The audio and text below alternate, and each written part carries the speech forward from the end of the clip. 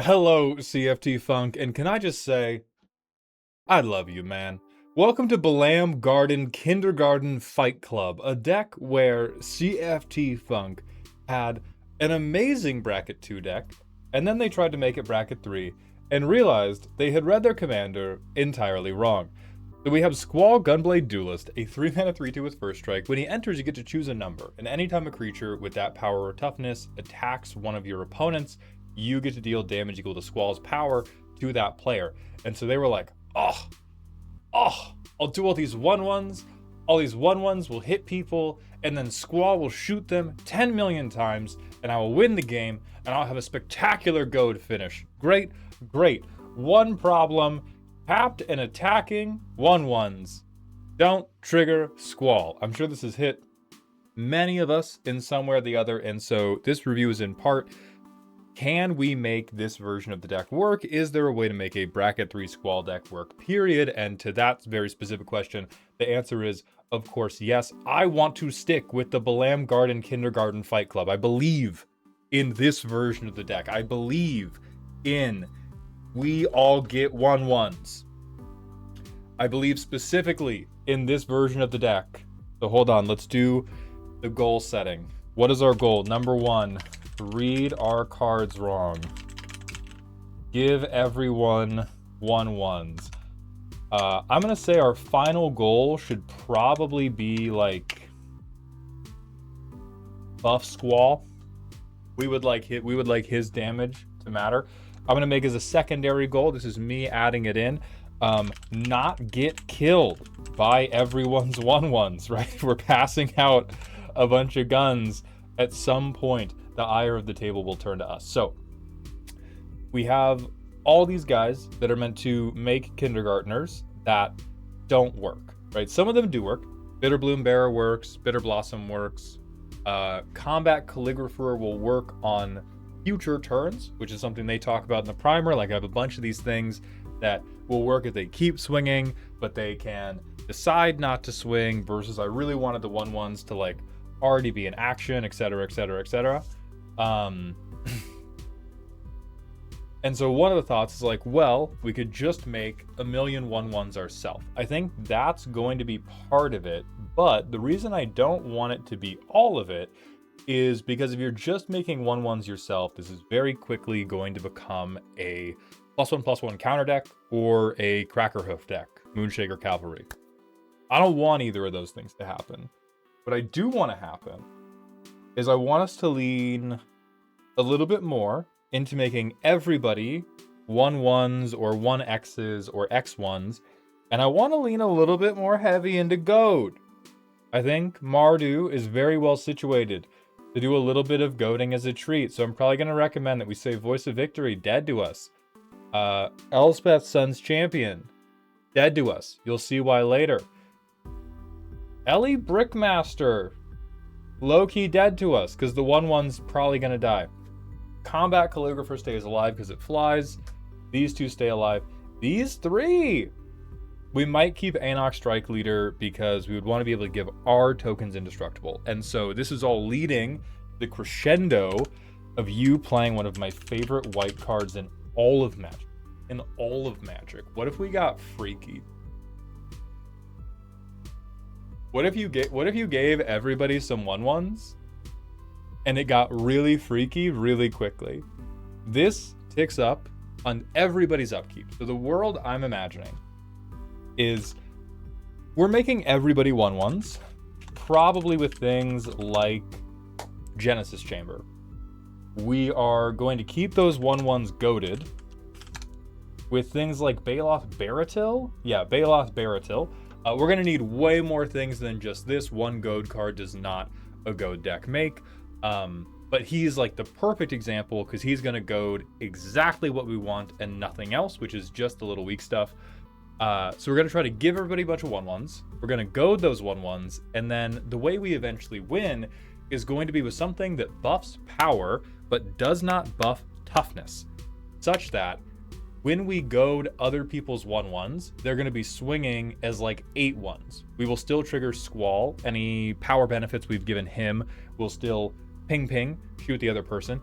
And on our turn, our 1/1s are going to swing as like big 8/1s, Squall could get this benefit. So when we swing on our turn and Squall is an attacking creature, we can dome somebody for 12.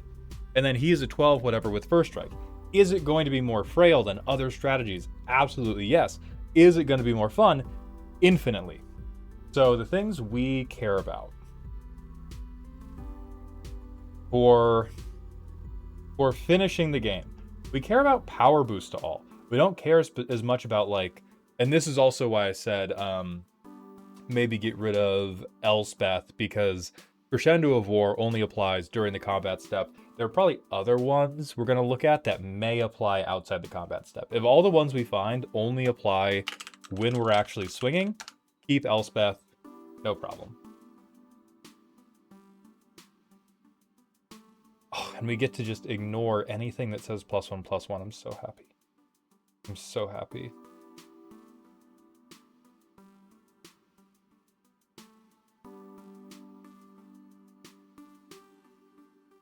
How?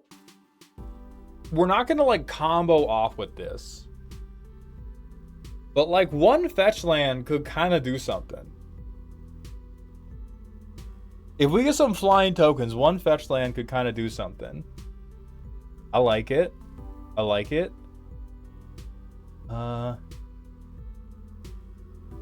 Great Train Heist would be very spooky. I'm trying to think of like getting extra combats is another way for you to finish stuff off, particularly if the 1/1s you are making are more like Bitter Blossom and Bitter Bloom Bearer coded, where they're able to be, if they're able to be evasive in some way, then even though they're tiny, it can add up really, really quickly. You do Renewed Solidarity. This would not only be a token doubler for us, but this would be a token doubler that's going to give us the power boost we want and allow us to still just name one every time and never have to do any type of like fucked up and complicated math. Oh, Hero of Bladehold is still almost worth considering just for that battle cry, because again, when we're working with things that are not going to give us like +X+0 instead of +1/+1, we're going to be way harder up for it. Like you can see almost everything is geared towards giving a symmetrical banner effect. You could do Make a Stand as a as one of your protective pieces.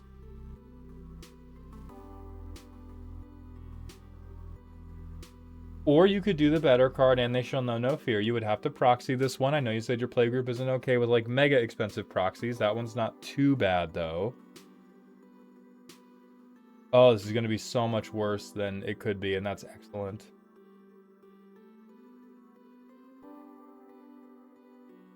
Haze of Rage, low-key crit. I think this would require too much of a rebuild for us to even consider storming off with Haze of Rage, but my God, does it make me happy. Let's see. So it's 4 mana to cast it with buyback. If you spent 4 mana, if you had 8 mana, and you cast a 2 mana spell, you cast Haze of Rage with buyback, we would get 2 copies, then we would cast it again without buyback, we would get 2 more copies. We would get +5/+0 for 8 mana. That would get our commander at minimum to like, what, 8 power? We'd get all our tokens to like 6/1s. They would still trigger our commander. Does this will trigger for each opponent. And this is where I will allow YouTube chat to call me illiterate.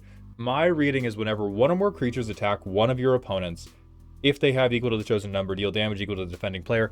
That should mean if I send any number of creatures at each of my opponents, I get to shoot each of those opponents. I believe. I'm going to pull them up on Scryfall to double check, but I kind of like Haze of Rage more as a finisher, if that is the correct reading. Of course, we have no fucking rulings. I'm going to say I'm right. If I'm not right, these cards get worse, but I think the overall strategy holds. I don't think we're doing creature type stuff, so I don't think it's worth doing Undying one.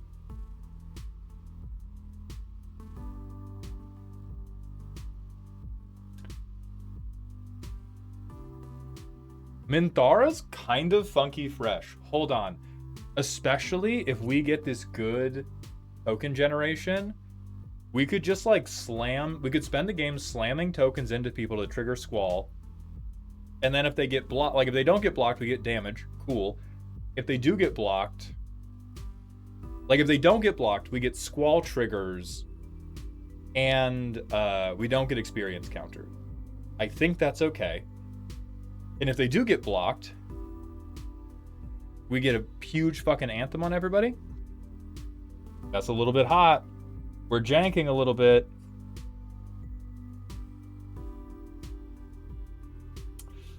Oh, I think Nahiri's Resolve is too little, too expensive. This is one of the coolest cards in Magic. It's hot. It's moving. Veggie and I are both geeking out about this card on a regular basis. Okay, so I'm totally sold. You probably shouldn't run. I don't know if you'll have room for every single effect I have referenced here. I've referenced a lot of things. Maybe only like, you know, Minthara, Haze of Rage, and Surge to Victory are the ones that are gonna like solo and Crescendo of War, or the ones that'll be like by itself. We're gonna hope this generates you to a game win. So now we need to look at the tags for Genesis Chamber. How many ways do we have to make everybody 1/1s?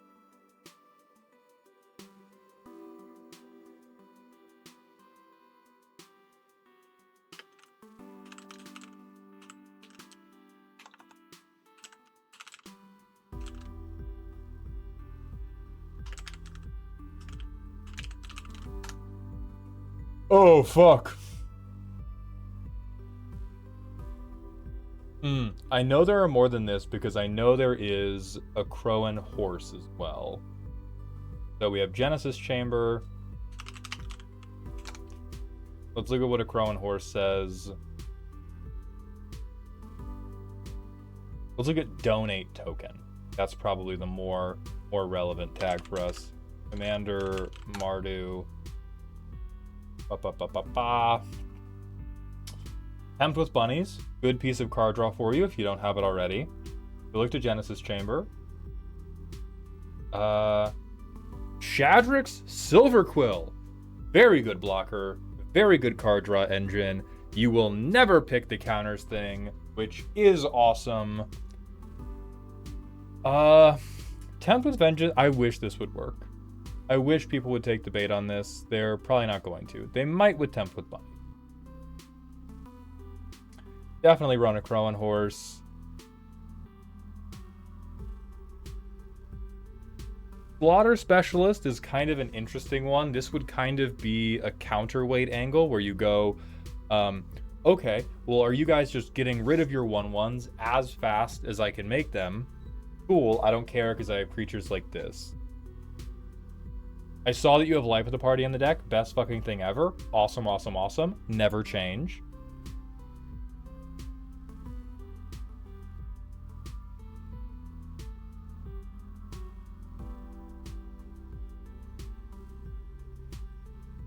We would love Varchild if she was our commander. I think we hate her a little bit because people are just gonna block with their 1/1s.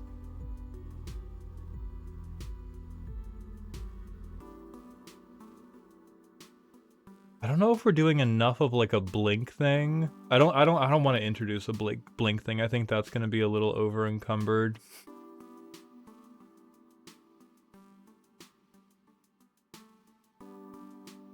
Oh, Mog Infestation's crazy. Mog Infestation's so hot for you. Yes, bro. I don't care how many goblins you make. I'm happy about it.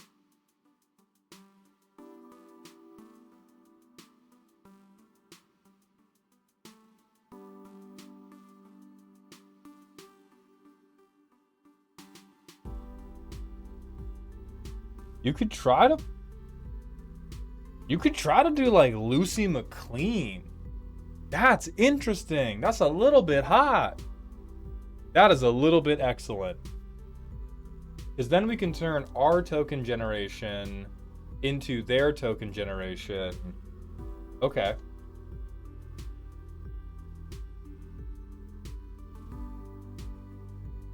Ah, the war game. The war games is gonna fuck us.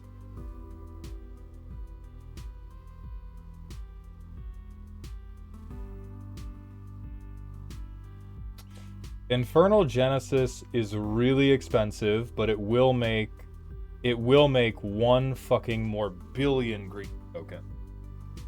So what we may be angling for here is we kind of play it like a little bit group huggy, and we have a couple ways to generate tokens for ourselves in the early game, and maybe like one or two cheap ways to make tokens for other people with Genesis Chamber, with a Crow and Horse, with Master of Ceremonies, although they don't have to make 1/1s there. And then our goal is I want to survive until I can combine a gold card with one of these very expensive token makers. And then if I do that, I will get you guys hopefully low enough for Squall to finish the job.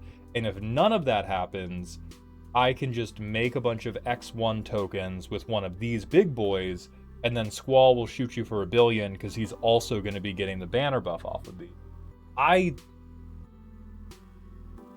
want to believe in that shit. Ishin is unfortunately correct. Maha is unfortunately correct. I think I would begin to move away from the damage doublers here. You really want to fly under the radar until it's time to go. So like Obosh would go away too. Really hard to argue against another extra combat card in here. Like that. I think Gix is really good for this. Farazakar is really good for this. I'm going to take a moment and argue against Ardor Doomscourge because he only does it once, and we are not going to be flickering, and we're not going to be reanimating things on a regular basis. I think it is just better for this to be Baloth Baratil. Nelly Bork is great. Okay, you said, can we keep Cypher? 4/3 with first strike. When you attack, goad a creature that player controls.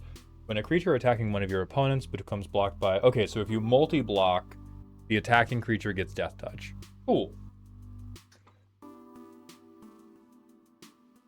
Yeah, I think most of this works. I think you replace some of these, like, even though they're better cards. I want to be so clear about that. Anim Bakal, fucked up and evil card. Very, very good, especially if you play it on curve. I think you can cut some of these really good token makers for these, like, shitty and weird everybody token makers.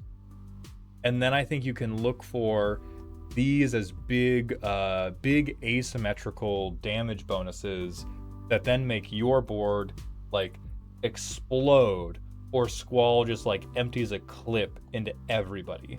And I think it'll be hard to make that function. It's not going to be the cleanest bracket 3 deck in the world.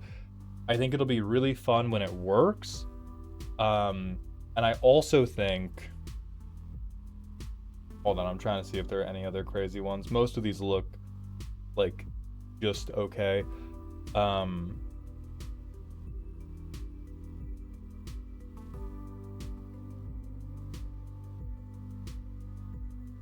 Suki's not the worst thing in the world, particularly if you play fetch lands, if you do anything that makes treasures. So if you have like black market connections, this is during our turn. So again, it's kind of limited. We do kind of like there's a world where the table can hit us with the Mega Collusion Ray 9000 and just never bite on anything we do. And I do think, regrettably, we get kind of fucked when that happens. We could probably shore that up by replacing a little bit of this ramp with a little bit more draw. I don't think it's important to... You have 38 lands. I don't think it's that important for you to play a ramp piece. I think you really want to hit your land drops, and I think you really want to hit a few of the key movers in this deck. So I could see you doing like... Man, if you're a Soul Ring lover, keep Soul Ring. You could cut half of these for like... Dark Confidant, Keen Duelist, Darkstar Augur, just anything that picked you up more cards. And I think you would be happier, because we have to find the big movers. We have to find stupid garbage like Infernal Genesis. Like the most expensive thing you would want, I think the most expensive spell you would want in the whole game is, would you want all 3 paradigm spells? The paradigm spells are really fucking fun. They play even better than they look, and some of them look really goddamn good. Restoration Seminar would be the best one you could play. I think Improvisation Capstone would be the next best one you could play. And then Decorum Dissertation would be the last best one you could play, just because Mardu already has so many draw engines. You don't desperately need this one. But what you want to do is totally possible. I think we're going to downgrade your token generation a little bit, and we're going to upgrade how you close out the game by not just going for like a little bit of doubling. Let's take this shit straight through the ceiling. So with that, if there's anything I've missed or misread, please let me know in the comments. Otherwise, I wish you the very best, and I do hope this helps.